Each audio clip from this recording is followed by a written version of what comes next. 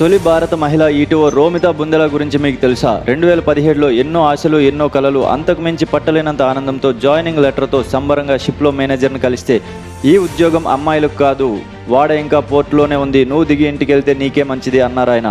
తనకి ఈ ఉద్యోగం అనుకున్నంత సులువు కాదు అని అర్థమైంది. ఈమెది మహారాష్ట్రలోని జలగావ్. ఈమెకు నీటిలో ప్రయాణించే ఉద్యోగం చేయాలని ఉండేది. అలాంటి ఉద్యోగం ఏదైనా ఉందా అని వెతికితే నేవీ కనిపించింది. భారత నేవీలో చేరాలనుకుంది, కానీ సాధ్యపడలేదు. ఈమె మొదట ఎలక్ట్రో టెక్నికల్ ఆఫీసర్ కోర్సులో చేరారు. అందరూ అబ్బాయిలే, ఒక్కతే అమ్మాయి.